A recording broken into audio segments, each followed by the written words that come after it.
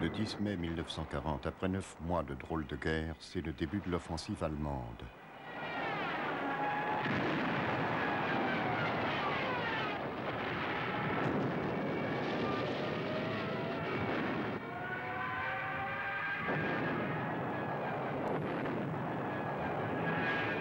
Le 13 mai, les panzers franchissent la Meuse, notamment à Sedan.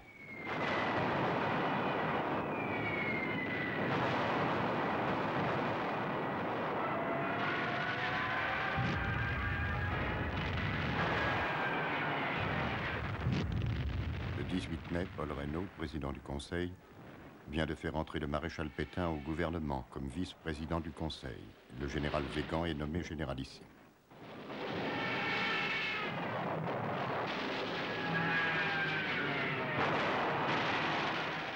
Le 27 mai, c'est la capitulation des armées belges. Du 28 mai au 4 juin à Dunkerque, 338 226 combattants alliés, dont 123 095 Français, peuvent s'échapper sur des navires anglais de la poche de Dunkerque pour gagner la Grande-Bretagne. Le 6 juin, les lignes de défense françaises, réorganisées par le général Weygand, sont percées. Le 10 juin, l'Italie entre en guerre aux côtés du Reich. Et le même jour, le gouvernement français quitte Paris pour la Touraine, puis gagne Bordeaux. Le 14 juin, les troupes allemandes entrent dans Paris.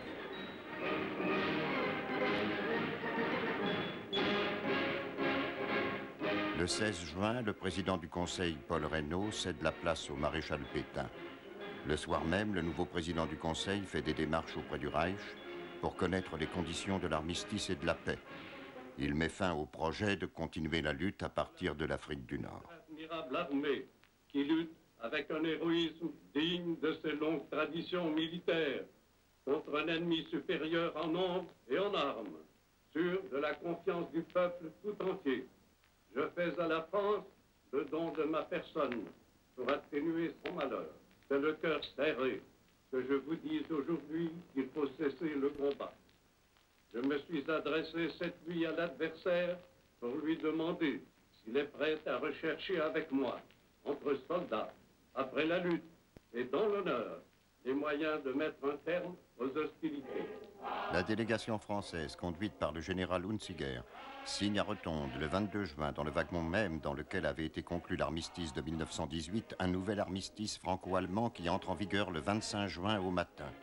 Hitler n'a pas hésité à interpréter très rapidement cette convention d'armistice, puisqu'il a mis De Gaulle à Hitler dans les 3 départements d'Alsace-Lorraine. Il n'est pas sûr que la clause numéro 19, faisant obligation de livrer les réfugiés politiques allemands, soit particulièrement honorable. Le 3 juillet 1940, pour soustraire la flotte française aux Allemands, les Britanniques ouvrent le feu sur l'escadre en rade de Mercel-Kébir près d'Oran, tuant 1300 marins français.